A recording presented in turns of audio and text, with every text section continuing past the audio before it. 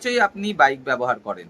হ্যাঁ, নিয়মিত বাইক ব্যবহার করেন বলেই আপনি ভিডিওটি ক্লিক করেছেন। না হলে আপনি ভিডিওটি ক্লিক করতেন না।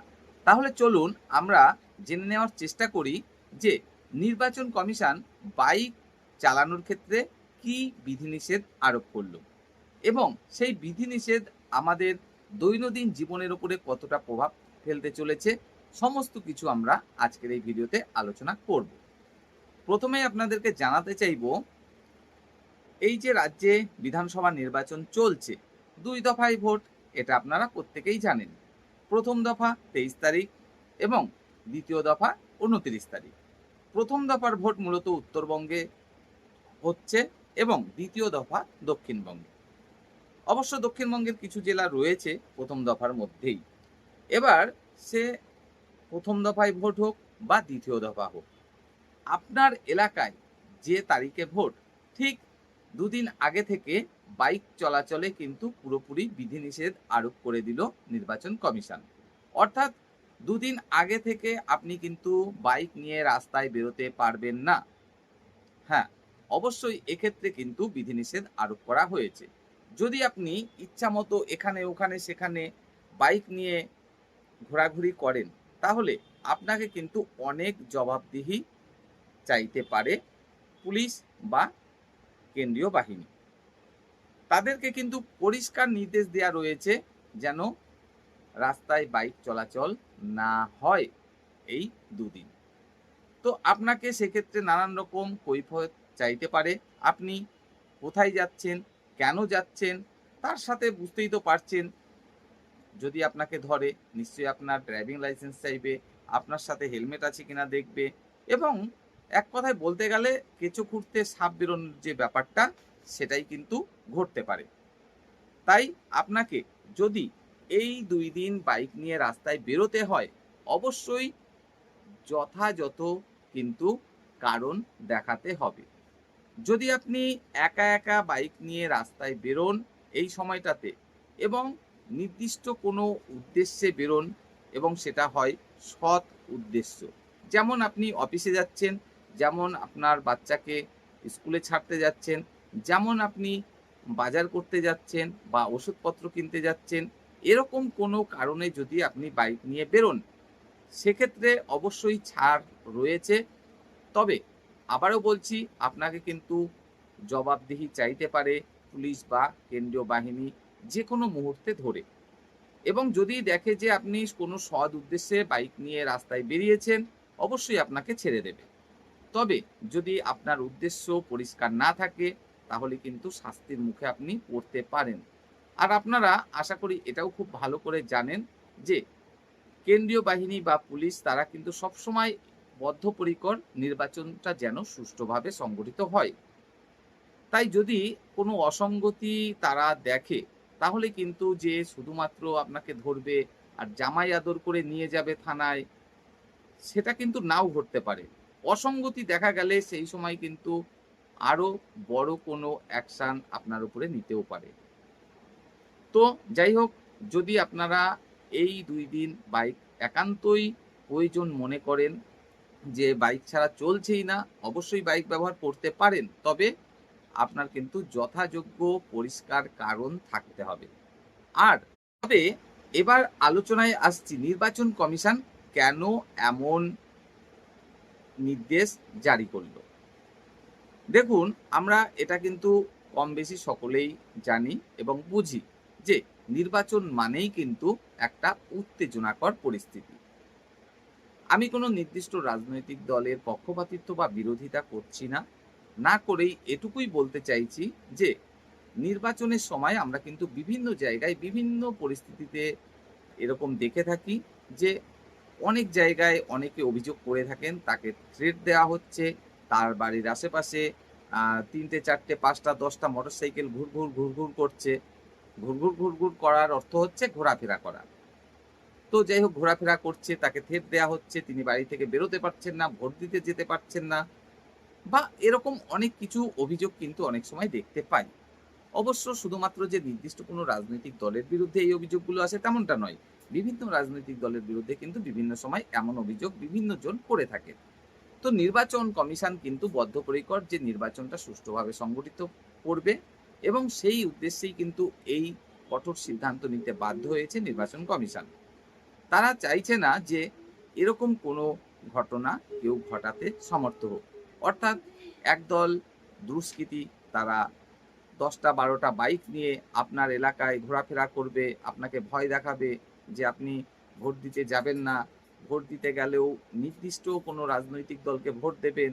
এই ঘটনাগুলো যেন না ঘটে, সেই কারণেই কিন্তু নির্বাচন কমিশন এমন সিদ্ধান্ত নিতে বাধ্য হয়েছে। এবার প্রশ্ন হলো, এই যে সিদ্ধান্ত কতটা প্রভাব ফেলতে পারে আমাদের দৈনন্দিন জীবনে? অবশ্যই গুরুত্বপূর্ণ প্রভাব ফেলবে। এটা তো বলার অপেক্ষা রাখে না। হ্যাঁ, আমরা অবশ্যই এটুকু জানতে পারছি যে নির্দিষ্ট কোনো সৎ উদ্দেশ্যে যদি আমি বাইক নিয়ে রাস্তায় বেরোই, তাহলেও কিন্তু যে আমাদের অসুবিধা হবে তেমনটা নয়। নির্বাচন কমিশন থেকে কিন্তু নির্দেশ দেয়াই রয়েছে যে কোনো সৎ উদ্দেশ্যে কেউ যদি কোনো ব্যক্তি রাস্তায় বেরোয় এবং একা, একা বেরোয়, বা তো আপনার সাথে আপনার বাচ্চা থাকতে পারে যে আপনি তাকে স্কুলে ছাড়তে যাচ্ছেন, বা আপনার বাড়ির লোক থাকতে পারে। আপনারা কোনো জায়গায় কিছু বাজারে যাচ্ছেন, কিছু বাজার করতে, বা আপনি অফিস যাচ্ছেন, আপনার কলিগস আপনার সাথে থাকতে পারে। কোনো ব্যাপার নাই। তবে সেক্ষেত্রে যে কড়াকড়ি রয়েছে তেমনটা নয়, আপনাকে ছেড়ে দেওয়া হবে বা খুব একটা অসুবিধা করা হবে না। তবে আবারও বলছি, সেক্ষেত্রে কিন্তু উদ্দেশ্য আপনার সৎ থাকতে হবে। আপনাকে যখন ধরা হবে, কোনো পুলিশরা ধরবে বা কেন্দ্রীয় বাহিনী ধরবে রাস্তায়, তখন কিন্তু আপনার কাছে নানা রকম কৈফিয়ত চাওয়া হবে। আপনি আপনি কে? আপনি কোথায় গেছিলেন? আপনি কোথায় যাচ্ছেন? আপনার কি কারণে আপনি গেছিলেন? আপনার ড্রাইভিং লাইসেন্স কই? আপনার হেলমেট কেন নেই বা কোথায় গেছে? আপনি কেন নিয়ে বেরোননি? বা আপনার ব্যাগ তল্লাশি করতে পারে। এরকম কিন্তু সমস্যার মধ্যে আপনারা পড়তে পারেন। এটুকু কিন্তু আ যে ঘটবেই না, তেমনটা কিন্তু নিশ্চিতভাবে বলা যায় না। কারণ আপনি একা একা বেরিয়েছেন মানেই যে আপনি পুরো ধোয়া তুলসী পাতা, এমনটা তো নাও হতে পারে, তাই না?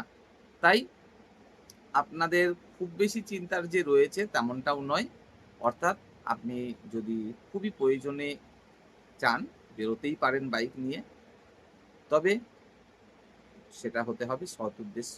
আর যদি আপনি মনে করেন যে না, আমি একটু অতি চালাকি করব, আমি কোনো নির্দিষ্ট একটা রাজনৈতিক দলের সমর্থক, আমি একা, একা বেরোবো বাইক নিয়ে, এবং আমার ব্যাগে মানে কোনো অসঙ্গতিপূর্ণ জিনিসপত্র থাকবে, সেটা হতে পারে টাকা, সেটা হতে পারে অন্য কিছু।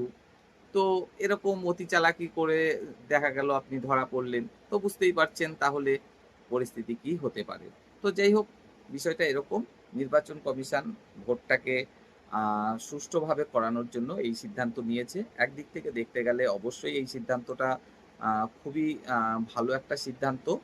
কারণ বিভিন্ন জায়গা থেকে যে আ এরকম আমরা কথাগুলো শুনতে পাই অনেক সময়, যে নির্দিষ্ট কোনো রাজনৈতিক দলের কিছু মানুষজন কিছু মানে বদ মানুষদেরকে ভাড়া করে এনে কিছু কোনো একটা অঞ্চলের বা গ্রামের বা পাড়ার মানুষজনকে ভয় দেখানোর জন্য বাইক নিয়ে ঘোরাফেরা করছে। ঠিক আছে? এই সমস্ত অভিযোগগুলো যে শুনতে পাই, এগুলো আশা করি ঘটবে না। তো সেদিক থেকে দেখতে গেলে অবশ্যই খুব ভালো একটা সিদ্ধান্ত। আবার যদি আমাদের সাধারণ মানুষদের নিত্য দিনের কথা ভাবতে যাই, তাহলে বলব যে হ্যাঁ, যতই বলুক নির্বাচন কমিশন যে সৎ উদ্দেশ্য কেউ যদি রাস্তায় বেরোয়, তাহলে কোনো রকম সমস্যা করা হবে না। তবে অবশ্যই সেক্ষেত্রে মাথায় আমাদের এটাও রাখতে হবে যে একা বেরোলেই যে ছাড় হয়ে গেল তেমনটা না। ইচ্ছা করলে আপনাকে তো তল্লাশি করতেই পারে। যেমন আমাকে নিজেকে কিন্তু আমি আ ২ দিন নাকা চেকিং এর সম্মুখীন হয়েছি। আ আপনারা জানেন যে বিভিন্ন জায়গায় নাকা চেকিং চলছে বর্তমানে। আমাকেও কিন্তু ব্যাগ তল্লাশি করেছে ২ দিন, তাও ১ দিন নয়। তো এইগুলো তো আপনাদেরকে একটু মেনে নিতেই হবে। কারণ এখন ভোটের সময়।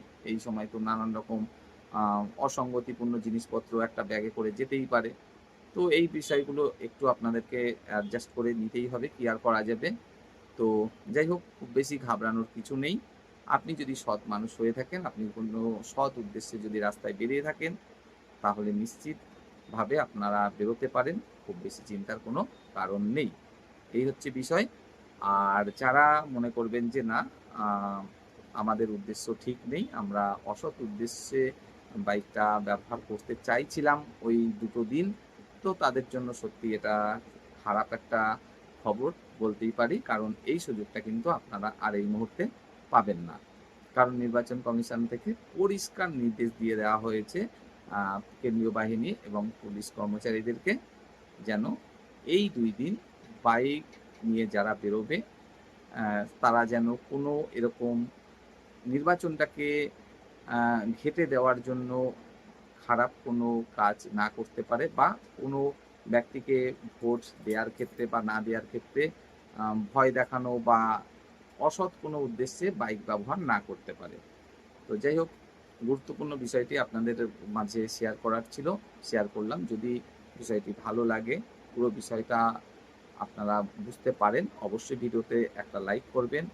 আর যতটাই উপকারে লাগুক আপনাদের ভিডিওটা, আপনাদেরকে রিকোয়েস্ট করব ভিডিওটি অবশ্যই অন্যদের জন্য শেয়ার করে দিতে, কারণ এই খবরটা কিন্তু অন্যদেরও জানা প্রয়োজন। যারা খবরটা জানবে না তাদের কিন্তু হেনস্থার সম্মুখীন হতে পারে যদি ওনারা না জেনে হট করে মানে বাইক নিয়ে রাস্তায় বেরিয়ে পড়েন এই সময়টাতে।